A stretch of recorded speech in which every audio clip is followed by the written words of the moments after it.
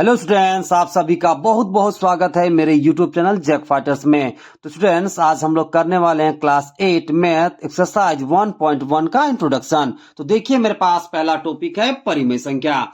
तो सबसे पहले परिमेय संख्या के बारे में समझिए, फिर इसके परिभाषा को देखेंगे। तो देखिए, परिमेय संख्या हम किसको बोलेंगे कि जिस संख्या को हम P अपन Q के रूप में लिख पाए जहां Q 0 न हो, तो ऐसी संख्या को परिमेय संख्या कहा जाता है। एग्जाम्पल देखिए, मान लीजिए मेरे पास 3 बटा कितना है बताइए, 5 है। ओके, कितना है, 3/5। तो देखिए, यहाँ हम 3 को मान लेते हैं P और मान लेते हैं 5 को Q। तो देखिए, 3/5 किस रूप में है बताइए, P अपॉन Q के रूप में। इसलिए 3/5 मेरा क्या कहलाएगा, परिमेय संख्या। ओके, देखिए ऊपर वाले को हम कहते हैं अंश, ओके, और नीचे वाले को क्या कहते हैं, हर। ओके, अब देखिए, जो मेरा अंश है वो आपका धनात्मक भी हो सकता है, ओके, आपका ऋणात्मक भी हो सकता है, ओके, जो हर है वो भी आपका धनात्मक हो सकता है, ऋणात्मक हो सकता है, ठीक है, लेकिन 0 के बराबर नहीं होगा। अब 0 के बराबर क्यों नहीं होगा, देखिए, मान लीजिए किसी संख्या को आप 0 से डिवाइड करोगे तो वो आपको रिजल्ट के रूप में क्या मिलेगा, अपरिभाषित। क्या मिलेगा, अपरिभाषित। कहने का मतलब कि संख्या को आप 0 से डिवाइड करोगे तो वो अभी तक परिभाषित नहीं हो पाया है।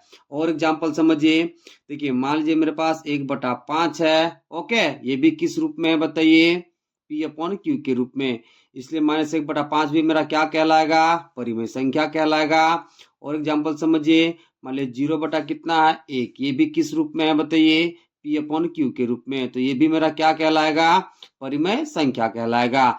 P मेरा 0 हो सकता है, ओके, लेकिन Q को 0 नहीं होना चाहिए। अब देखिए इसका परिभाषा क्या कहता है कि ऐसी संख्याएं जिन्हें P अपॉन Q के रूप में व्यक्त किया जा सकता है जहां P तथा Q पूर्णांक है और Q 0 के बराबर न हो, परिमेय संख्याएं कहलाती है। ओके, बहुत सारा आप एग्जाम्पल दे सकते हो, 4/5 दे सकते हो, -7/5, और बहुत सारा दे सकते हो। ओके, देखिए मेरे पास अगला टॉपिक है परिमेय संख्या के प्रकार। तो परिमेय संख्या के 2 प्रकार होते हैं, पहला धनात्मक परिमेय संख्या और दूसरा ऋणात्मक परिमेय संख्या। तो ये एक एक करके दोनों को समझते हैं। पहले समझिएगा धनात्मक परिमेय संख्या के बारे में। ओके, अब समझिए धनात्मक परिमेय संख्या क्या होता है।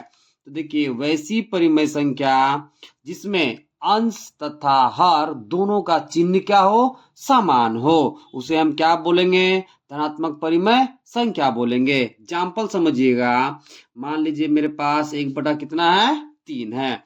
अब देखिए 1 के आगे कुछ नहीं है तो क्या है बताइए, प्लस चिन्ह है। 3 के आगे कुछ नहीं है तो क्या बताइए, प्लस चिन्ह है। ऊपर वाले को क्या कहते हैं, तो अंश कहते हैं, नीचे वाले को क्या कहते हैं, तो हर कहते हैं। अब देखिए अंश मेरा कैसा है, धनात्मक, हर मेरा कैसा है, धनात्मक। इसका मतलब क्या हो गया कि अंश और हर दोनों का चिन्ह क्या है, समान है। इसलिए 1/3 को हम क्या बोलेंगे, धनात्मक परिमेय संख्या बोलेंगे। दूसरा एग्जाम्पल समझिए, मान लीजिए मेरे पास -2/-3 है।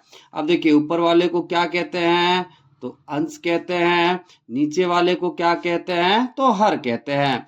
अब देखिए 2 के आगे कैसा चिन्ह है, ऋणात्मक, 3 के आगे कैसा चिन्ह है, ऋणात्मक। ओके, यानी कि अंश और हर दोनों का चिन्ह कैसा है, समान है। ओके, इसलिए -2/-3 को हम क्या कहेंगे, तो धनात्मक परिमेय संख्या कहेंगे। ओके, अब इसके परिभाषा को देखते हैं। वैसी परिमेय संख्या जिसमें अंश तथा हर दोनों का चिन्ह समान हो, धनात्मक परिमेय संख्या कहलाती है। ओके, अब ये देखते हैं दूसरा ऋणात्मक परिमेय संख्या। तो सबसे पहले ऋणात्मक परिमेय संख्या के बारे में समझते हैं, फिर इसके परिभाषा को देखेंगे। तो देखिए ऋणात्मक परिमेय संख्या हम किसको कहेंगे, कि वैसी परिमेय संख्या जिसमें अंश तथा हर दोनों का चिन्ह क्या हो, असमान हो या फिर एक दूसरे के विपरीत हो। तो वैसी परिमेय संख्या को क्या कहा जाता है, ऋणात्मक परिमेय संख्या कहा जाता है। आइए एग्जाम्पल से समझते हैं। देखिए मान लीजिए मेरे पास 1/-3 है। ओके, 1 के आगे कैसा चिन्ह है, कुछ नहीं तो पॉजिटिव। ओके, अब ऊपर वाले को क्या कहते हैं? तो अंश कहते हैं। नीचे वाले को क्या कहते हैं? तो हर कहते हैं।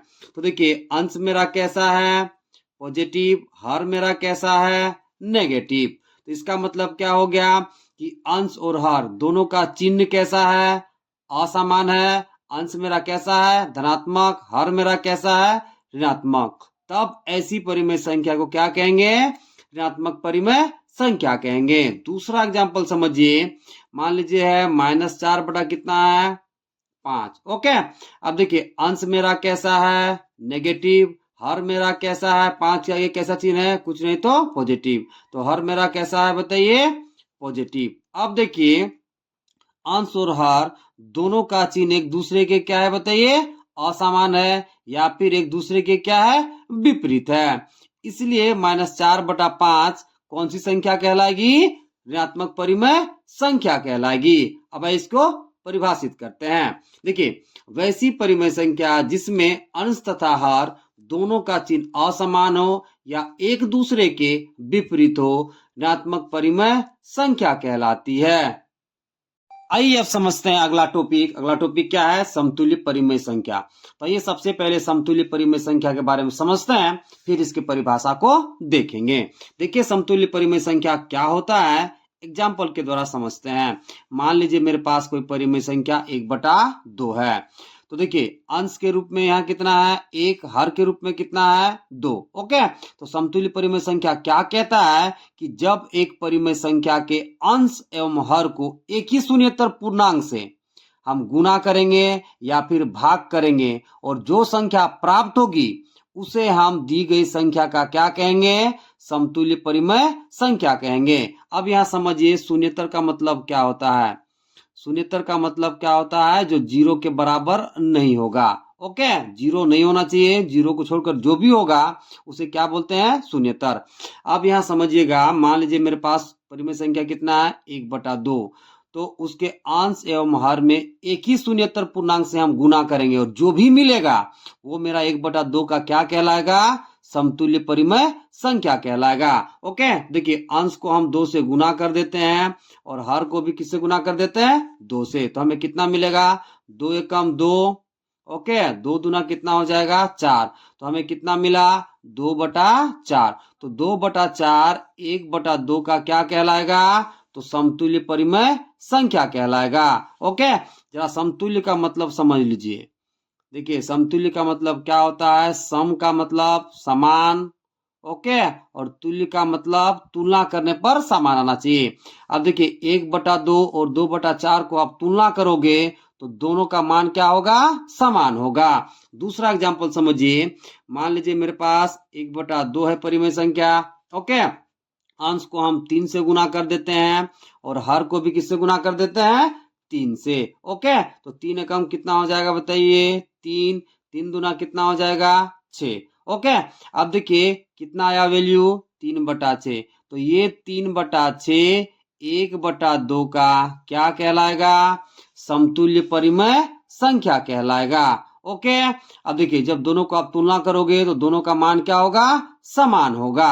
अब आइए इसके परिभाषा को देखते हैं। क्या कहता है कि जब एक परिमेय संख्या के अंश एवं हर को एक ही शून्येतर पूर्णांक से गुना या भाग करने पर प्राप्त संख्या दी गई संख्या का समतुल्य परिमेय संख्या कहलाती है। देखिए, मेरे पास अगला टॉपिक है परिमेय संख्या का मानक रूप। ओके, तो सबसे पहले परिमेय संख्या के मानक रूप के बारे में हम लोग समझते हैं, फिर इसकी परिभाषा को देखेंगे। देखिए, एग्जांपल से समझते हैं। मान लीजिए मेरे पास परिमेय संख्या है 1/4। ओके, तो देखिए, परिमेय संख्या का मानक रूप का कंडीशन क्या है? देखिए, पहला बात, जो हर है, ठीक है, वो धनात्मक रहना चाहिए। हर कैसा रहना चाहिए बताइए? धनात्मक। ओके, और दूसरा बात क्या है कि अंश तथा हर में एक के अतिरिक्त कोई सार्वगुणनखंड न हो। एक के अतिरिक्त कोई सार्वगुणनखंड न हो, तब ऐसी परिमेय संख्या को क्या कहते हैं? परिमेय संख्या का मानक रूप कहते हैं। यहाँ पे एग्जांपल देखिए, हमने कितना लिया है? 1/4। देखिए, हर किस रूप में है? तो धनात्मक के रूप में है। ओके, उसके बाद देखिए अंश और हर में एक के अतिरिक्त कोई सार गुणनखंड नहीं है। सार गुणनखंड का मतलब क्या, जो दोनों में कॉमन होगा उसको क्या बोलेंगे, सार गुणनखंड। ओके, देखिए 1 और 4 में एक के अतिरिक्त और कुछ मिल रहा है, नहीं मिल रहा है। ओके, तो ये मेरा किस रूप में है, परिमेय संख्या के मानक रूप में। दूसरा एग्जांपल समझिए, मान लीजिए मेरे पास 2/3 है, तो देखिए हर मेरा किस रूप में है बताइए, तो धनात्मक रूप में है। ओके, और अंश तथा हर में एक के अतिरिक्त कोई सार गुणनखंड नहीं है, इसलिए 2/3 मेरा क्या कहलाएगा, परिमेय संख्या का मानक रूप कहलाएगा। ओके, देखिए कुछ सवाल ऐसे पूछता है कि मान लीजिए 12/15 को आपको मानक रूप में बदलना है। किस रूप में बदलना है बताइए, मानक रूप में। देखिए अभी 12/15 मानक रूप में नहीं है, तो इसको हमें किस रूप में बदलना है बताइए, मानक रूप में। तो ऐसे सवालों को कैसे बनाते हैं समझिए। सबसे पहले आप क्या करोगे, 12 और 15 का मौसा लोगे। 12 और 15 क्या लोगे, मौसा। तो 12 और 15 का मौसा कितना होगा बताइए, 3। तो जितना मौसा आएगा, जितना क्या आएगा बताइए, मौसा आएगा, उसी संख्या से अंश और हर दोनों को डिवाइड करना है। ठीक है, तो डिवाइड करेंगे तो कितना आ जाएगा बताइए, 12/3, और नीचे कितना हो जाएगा बताइए, 15/3। ओके, अब देखिए 3 चौका कितना हो जाएगा बताइए, 12, 3 पचे कितना हो जाएगा, 15। ओके, तो कितना आ गया बताइए, 4/5। अब यह देखिए 4/5 में एक के अतिरिक्त कोई सार गुणनखंड नहीं है, इसलिए मेरा 4/5 12/15 का क्या कहलाएगा, मानक रूप कहलाएगा। ओके, अब आइए इसके परिभाषा को देखते हैं। देखिए परिभाषा क्या कहता है कि जब एक परिमेय संख्या का हर धनात्मक हो तथा अंश एवं हर में एक के अतिरिक्त कोई सार गुणनखंड न हो, तो उसे परिमेय संख्या का मानक रूप कहा जाता है। देखिए अगला टॉपिक है हमारे सामने, परिमेय संख्याओं की तुलना। परिमेय संख्याओं की तुलना कहने का क्या मतलब है कि दो परिमेय संख्या आपको दिया रहेगा और आपको तुलना करके बताना रहेगा कि कौन छोटा है, कौन बड़ा है, या फिर दोनों परिमेय संख्या बराबर है। क्वेश्चन में क्या दिखाना रहेगा कि कौन छोटा है, कौन बड़ा है, या फिर दोनों परिमेय संख्या बराबर है। तो एक एग्जाम्पल लेते हैं और तुलना करके आपको बताते हैं। मान लीजिए एक परिमेय संख्या हम ले लिए 2/3 और दूसरा परिमेय संख्या ले लिए 5/2। ओके, अब इन दोनों परिमेय संख्याओं को आपको तुलना करना है और बताना है कि इनमें से कौन बड़ा है। तो ऐसे सवालों को बनाने के लिए सबसे पहले आपको क्या करना है, हर का लसा लेना है। ओके, तो 2 और 3 का हम लसा ले लेते हैं। तो 2 और 3 का लसा कितना हो जाएगा, 6 हो जाएगा। ओके, अब देखिए पहली परिमेय संख्या में हर कितना है, 3। दूसरी परिमेय संख्या में हर कितना है, 2। अब इन दोनों हरों को आपको लसा के इक्वल लाना है, यानी कि 6 करना है। तो देखिए पहला परिमेय संख्या कितना है, 2/3। अब इस हर को आपको कितना करना है, 6। तो इस 3 को किससे गुना करना पड़ेगा, 2 से, तब आपको कितना मिलेगा, 6। तो इसे 2 से गुना कर देते हैं। अब देखिए जब आप हर को जिससे गुना करोगे उतना से ही आपको अंश में भी गुना करना पड़ेगा। ठीक है, ये मैथ्स का नियम है, यानी कि नीचे आप जितना गुना करोगे उतना ही गुना आपको ऊपर भी करना है। ओके, तो देखिए हर को हम किससे गुना किए, 2 से, तो अंश को भी हम किससे गुना कर देंगे, 2 से। ओके, अब यहाँ पे देखिए दूसरा परिमेय संख्या कितना दे रखा है, 5/2। अब इस 2 को हमें क्या करना है, 6 बनाना है। तो इस 2 को किससे गुना करना पड़ेगा, 3 से। तो इसे हम 3 से गुना कर देते हैं। अब देखिए नीचे हम 3 से गुना किए, तो अंश को भी किससे गुना करना पड़ेगा, 3 से। तो इसे भी हम किससे गुना कर देते हैं, 3 से, ताकि ये दोनों कट जाए और हमें क्या मिले, 5/2 ही मिले, यानी कि जितना पहले था उतना ही मिले। ओके, अब गुना करिए। अब देखिए 2 दूना कितना हो गया, 4। 3 दूना कितना हो गया, 6। अब यहाँ पे देखिए 5 दिया कितना हो गया, 15। 3 दूना कितना हो गया, 6। अब कंपेयर कीजिए, देखिए नीचे दोनों में कितना है बताइए, 6, यानी नीचे क्या है, समान। अब देखिए जब हर समान रहता है तो हम ऊपर कंपेयर करते हैं, ऊपर में जो बड़ा रहेगा वही परिमेय संख्या क्या हो जाएगा, बड़ा। देखिए नीचे दोनों के दोनों क्या है, हर के रूप में 6 है। ओके, अब देखिए 4 और 15 में कौन बड़ा, तो 15 बड़ा, यानी कि 5/2 ठीक है, बड़ा हो जाएगा किससे, 2/3 से। इसलिए हम क्या लिख देंगे कि 2/3 से बड़ा होगा कौन, तो 5/2 होगा। ओके, ऐसे आप कंपेयर करोगे।